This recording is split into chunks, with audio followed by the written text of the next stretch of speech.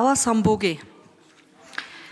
За энэ нийгмийн даатгалын ерөнхий хуульд нэмэлт өөрчлөлт оруулах ер нь бол зарчмын хувьд дэмжиж байгаа.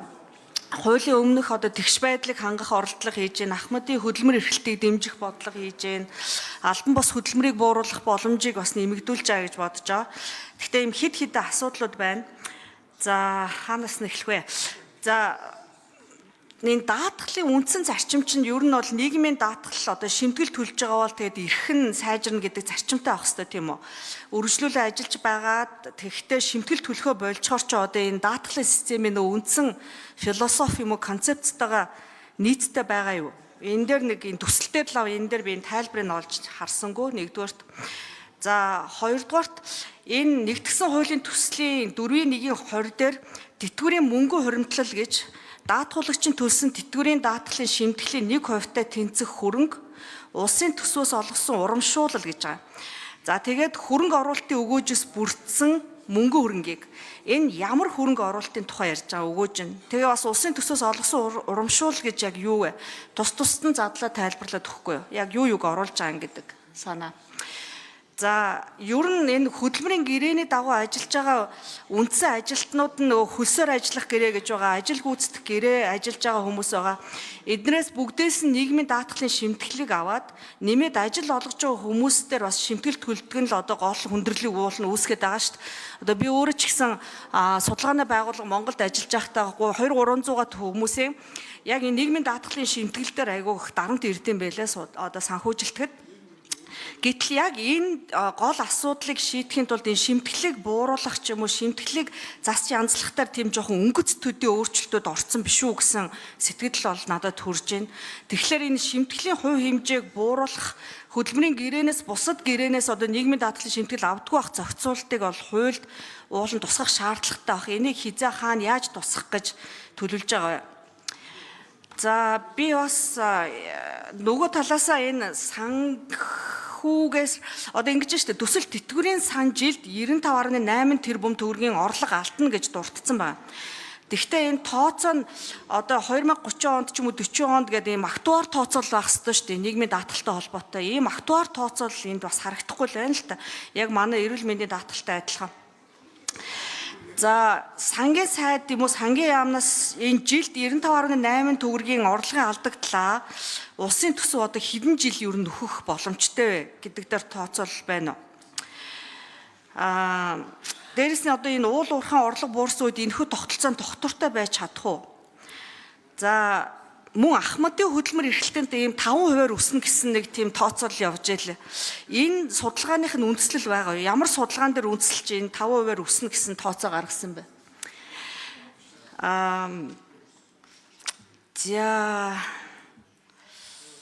За тэгээд тодруулъя. За Булган туй ажлын хэсгийн ахлагч хариулъя. Булган туй гишүүний микрофон.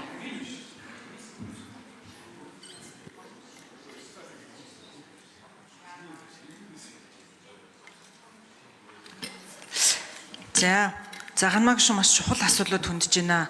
За одоо манай нийгмийн даатгалын сангийн тогтолцоо бол ерөнхийдөө яг бараг малгайтай цамцны нөгөө нэг кармаш бид нар энтлийнхэн гараар аваад шууд ийшээгээд ахмадуудтай тэтгэвэр болгож өгдөг. Энэ дээр үл хуримтлал болгож үүсгэж чадахгүй байгаа. 2023 оны хуулиар уг нь бид нар тэтгэврийн шимтгэлийн 2%-ийг мөнгөжүүлээд энэ мөнгийг бид нэр ахмадуудын тэтгэвэр тавихгүйгээр өнөөдөр төлж байгаа хүмүүсийн мөнгийг мөнгөжүүлж явъя гэсэн. Энэ үнийг харамсалтай нь бид нар бол олигтой хийж чадаагүй. Тэгэхээр одоо шинэ хуулиар юу гэж орж ирж байна гэхээр шимтгэл төлсөн хүний өөрийнх нь шимтгэлийн төлсөн 1%. Тэгээ үүн дээрээс нэмээд дахиад нэг бодлын шимтгэл төлөгч таныг шимтгэлээ төлөөч гэж улс дэмжиж уриалж ахаад улсын төсвөөс 0.5%-ийг нэмээд 1.5%-ийг мөнгөжүүлнэ. Үүний хуримтлал үүсгэнэ. Өөрөөр хэлбэл гар хүрхгүй өнөөдрийн ахмадуудын тэтгэвэр тавихгүйгээр хуримтлуулна гэж үзэж байгаа. За ингээд аваад үзэхэд нийтдээ 2027 онд гэхэд нийтдээ нэг 210 орчим тэрбум төгрөг хуримтлагдахаар байна. Мөнгөжүүлээд 1.5%. За энэ бол нэлээд хурдан ингээд дахиад явчихаар энэ үнийг хөрөнгөний менежментийн компаниар удирдуулах, цааш нь хөрөнгө оруулалт үнд цаасанд хийх гэдэг юм уу, ийм арга хэмжээг авах шаардлага үүснэ. За шинээр одоо шимтгэл төлөгч залуучуудын хувьд бол энэ жишээлбэл ажил хөдөлмөр эхэлж явах бүх хугацаанд ингээ хуримтлал үүсгэхэд зөвхөн 1.5% нэхэд 200 гаруй сая төгрөг болохоор байгаа. За үүнийг бол 100% үр хөвгтүүдэд нь өвлөл. Одоо би үргэлжлүүлээд 15 жил ажиллана гэхэд 15 жил миний ажилласан мөнгийг 1.5%-ийг мөнгөжүүлээд үүний дараагаар одоо авч чадахгүй нас барах юм бол одоо гэр бүлийнх нь хүмүүст нь 100% өвлүүлэхээр юм байгаа. За хөдөлмөрийн гэрээ хөлсөөр гүйцэтгэх гэрээ хоёр дээр бас нэлээдгүй сая бас маргаан өрнөж арсан намын бүлгээс ч гэснээс үүнтэй холбоотой завсарлага авсан. Одоо энэ шинэ хуулийн зохицуулалтаар юм баамаа ганмаг шүү. Нэгдүгürt хөдөлмөрийн гэрээгээр ажиллаад их сургуулийн багш нар голцоо тийм байдаг. Одоо хөдөлмөрийн гэрээгээр ихтэй сургуультай багшлаад хажуугаар нь хөлсөөр гүйцэтгэх иргэний гэрээгээр судалгааны ажил хийх, багшлагч байдаг юм уу, нэмэлт юм ажил хийх юм бол тэр бүгдээс нийгмийн дадлын шимтгэл авахгүй. Ямар нэгэн газраас ямар ч байсан төлөх ёстой гэдэг зохицуултыг хийж өгсөн. Гэхдээ одоо ч гэсэндээ одоогийн хуулиар бол яаж байгаа гэхээр нийт дүнгээс нь бас авдаггүй. Жишээлбэл барилгын байргаад 200 саяар барилгын ажил гүйцэтгэлээ гэхэд тэр дотор нь барилгын материал, тээвэр энтер гэж яллаа гэхэд 20 саяын цалингийн зардал юм шүү. Цалин үлсийн зардал гэвэл тэндээс нь авдаг. За шинэ хуулиар бас юу гэж хийж өгч байгаа гэхээр 10 гэрээтэй байж болно, 20 гэрээтэй байж болно. Хөдөлмөрийн гэрээгүй бол нэгийг сонгоно. Өөртөө хамгийн таатайг нь ахмадууд өндрийн сонгох бах, залуучууд багын сонгох бах. Тэгээ үүнээс хөдөлмөрийн үнсний доод хэмжээ 3 нугалсан хүртэл төлнө.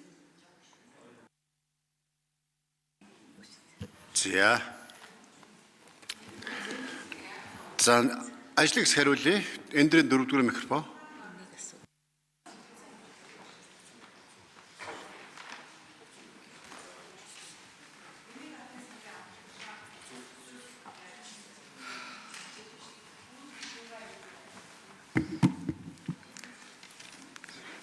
За гэр бүл хөдөлмөр нийгмийн хамгааллын яам нийгмийн даатгал хуримтлын сангийн газрын дарга эрен цаанд гишүүний асуултанд хариулъя.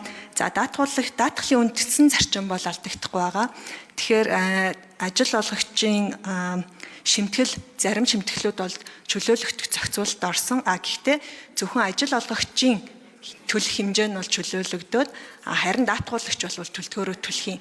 Тэгээ тэр бүртгэл бүгдөө явах болохоор тэрийг бас нөгөө төлснөөр тооцохоор хуулийн төсөл тусгасан. Тэгэхээр зэрэг даатгуулагчийн бол эрх ашиг алдагдахгүй, даатгалын үндсэн зарчим бол алдагдахгүй байгаа. За нийгмийн даатгалын сангийн хуулиар бол нийтдээ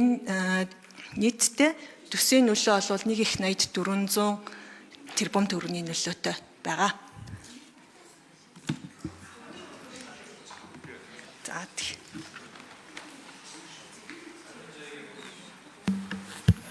За Жодгийн Баярмаг шүү. Асуултаа асууя. Дуусаа. За болгонтой гişүү ажлын хэсгийг ахлагч хариулъя нэмж.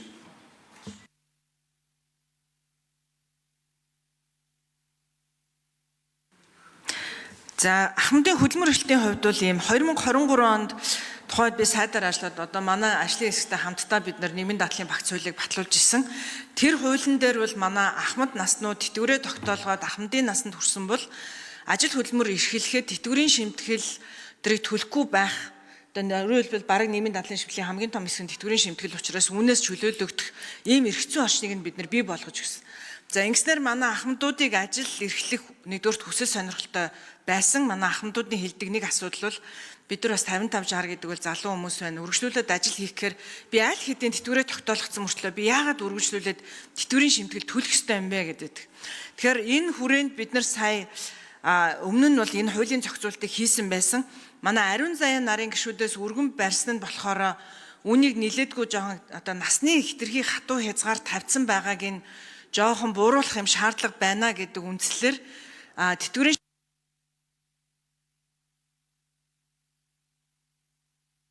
За даваа самбуугийн гаммаа гишүүн тодруулж асууя.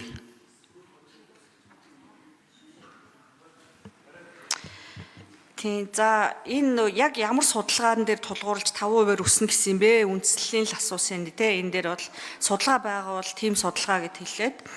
За тэр тэтгэврийн сангад 95.8 тэрбум төгрөг алдагдана гэдэг байгаа шүү дээ. Тэгэхээр энэ 2030 онд гэхэд жишээлбэл ямар нөлөө үзүүлэх юм? Дараалах тооцоо нь юу юм? Актуар тооцоолол алга байна гэдэг дээрээ бас нэг тодруулалтаа авчээ. Тэгээд нөгөө төр улсаас буюу төсвөөс одоо 1% бүрдүүлж байгаа гэдээ сая ажлын ахлагч маань хариуллаа шүү дээ. Энэ нь яг юу юунаас бүрдэх юм бэ гэдгийг асууад байхгүй. улсаас те тэр хөрөнгө гэдэг нь яг айлын ингээ задлаа тайлбарлаад өгөөч. Юу орж иж гарах юм бэ энэ дэр те. За тэгээд цаг байвал уулан тэр нэг нийгмийн даатгалын шимтгэлийн үрийг бүрэн түлж дуусахгүй болвол тэр нөгөө дансын хаан энэ төргээд заалт ороод ирсэн байлаа шүү дээ 38-14 дээр эн чинь нөгөө чөлөөлөй гэдэг агуулгатайгаа зөрөөд байгаа биш үү манай засгийн арай хатуу биш үү энийг ямар За хариулах уу. За болгонтой ажлыг сахилч хариулъя. За одоогийн байдлаар бол нэг 27 мянган ахмад насны ажилт хөдөлмөр эхэлж байна. За тэгтээ одоо нөгөө ердийн насандаа тэтгэврийн ердийн насанд хүрээгүй байгаа учраас нийгмийн дадлын шимтгэл төлөх нөхцөл байдал үүсчээ. За дээрэс нэмээд цэргийнх маань бас нэлээдгүй эрт тэтгэврт гардаг.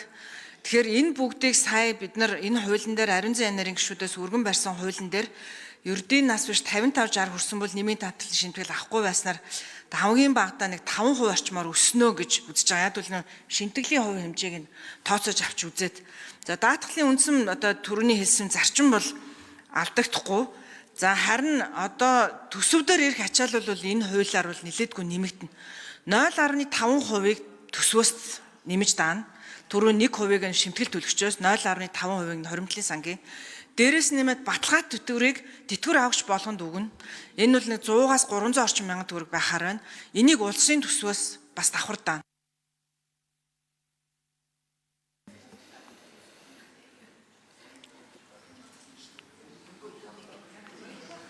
За. Одоо тэг зарим үлдсэн асуулт бичгээр хариулдаг ч төхөө. Тэгээ дэгийн хуулиараа ихгүй болно явахгүй. За жудгийн баяр маа гişүн асуулт асууя.